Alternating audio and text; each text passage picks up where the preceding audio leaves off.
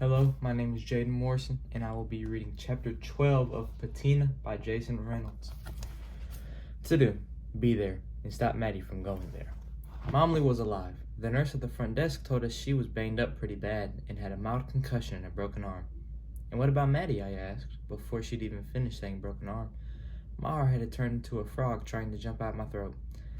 My brain thinking bad things only. I'm sorry, but she didn't make it. No. Don't think that. But I couldn't help it. What if Maddie was... I try not to think what I couldn't stop myself from thinking. That Maddie, my mini-me, my waffle, was hurt, was gone. I tried to speak clear, my voice balling up like a piece of paper. I mean, Madison Jones. The little girl who was with her, Uncle Tony made plain, his voice sharp. Almost too clear. The nurse's face brightened up. Baby ain't have a scratch on her. All the breath in my body left, and then came rushing back in. Filled me up with a bunch of thank goodness. The cannon stopped firing, and the boom, boom, boom became the beep, beep, beep, coming through the crack in the door of the room Maddie and Momley were in. It was as if me and Uncle Tony had teleported there. Hello?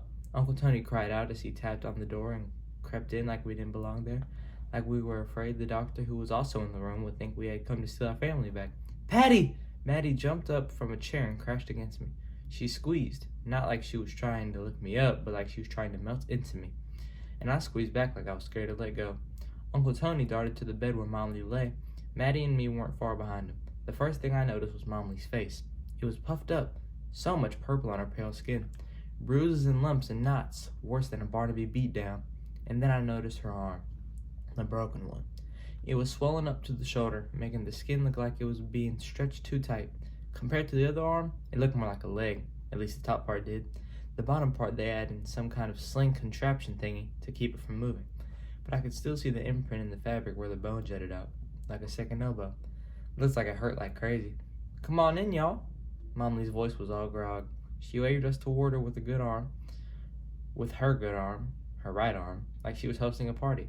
Dr. Lancaster, this is the rest of my family. Patty and my husband, Tony. Nice to meet you, Uncle Tony said, immediately shaking the doctor's hand. The pleasure's mine, Dr. Lancaster said, smooth. Me and Maddie are just here making sure Mrs. Emily doesn't fall asleep while she's concussed. What happened, I asked, because how does someone who drove as safe as Momley, someone who didn't even listen to music in her car, get in a crash? What in the world happened? Uncle Tony followed up, gently stroking Momley's hair. Momley's eyes were half open, blinking super slow, like windshield wipers on the low setting, like when it's just drizzling. Someone ran a red light, smacked right into us and kept going. A hit and run? Uncle Tony asked, his voice hardening in a way I'd never heard. Momley nodded. Yeah. She tried to shift in the bed, but was in too much pain to do so. Every little inch up or to the side made her show teeth. A pain smile. But I'll be fine.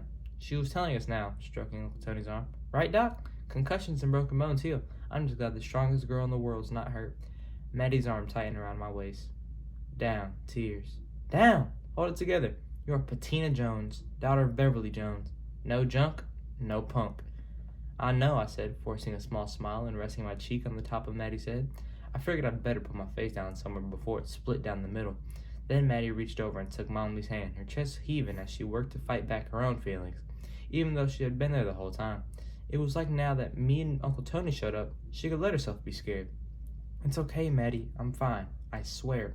It's just a broken arm. Remember when Cotton broke her arm? She was better in no time. Nothing crazy. Cotton broke her arm trying to prove she could do a handstand on the bathroom sink at Barnaby Elementary, but she slipped.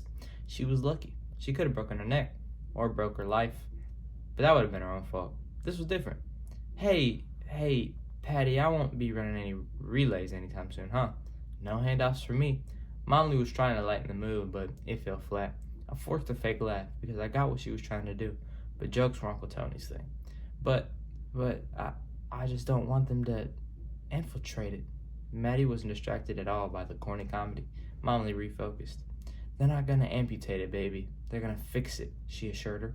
That voice, the one that usually only a mom has, even though, well, she's our mom too, kicked in and seemed to calm the whole room down. But I knew Maddie. I could look her in her face and see that she wasn't so sure that things were going to be fine. Maddie, they're not gonna take it, I echoed. Then a better idea to chill Maddie out sprouted up in my mind, and I walked to the other side of the room to grab one of the two chairs that were there. We're definitely not, the doctor confirmed. And while he explained how bone healing works, and Maddie started getting into how our mother had her legs cut off, I bent down and pretended to try to move the chair. I started grunting like I was constipated or something, just to draw attention. I turned around and Maddie was still going on about how for our mom, first it was the toe, then it was a foot, then her legs, none of which she actually remembers. And how for Momly, what if it starts with one part of the arm, and the next thing you know, half her body is cut off? What if she can't drive with half a body? She asked the doctor, who at this point looked somewhere between amused and confused. Maddie, can you come help me, please? Help you what? She asked, her voice still quavering. Help me move this chair. It's too heavy. The chair really was more like real furniture, not some flimsy fold-up. Of course, I could have moved it if I really wanted to, but I bent down again with a huge, ugh. It's just a chair, Patty, Maddie said, skeptical but coming to my side anyway. Yeah, but I think hospital chairs be heavy for some reason. Maddie frowned, but then she grabbed the chair by the armrest and yanked it forward. I widened my eyes as Maddie backed the chair across the room, inch by inch, until it was at the foot of Momly's bed. That one's for Uncle Tony, I said as she slapped her hands together like light work. But I need to sit down too, I pointed at the other chair, and then you can sit on my lap. Maddie trotted back to the other side of the room to get the other one, Uncle Tony plopping down in the first.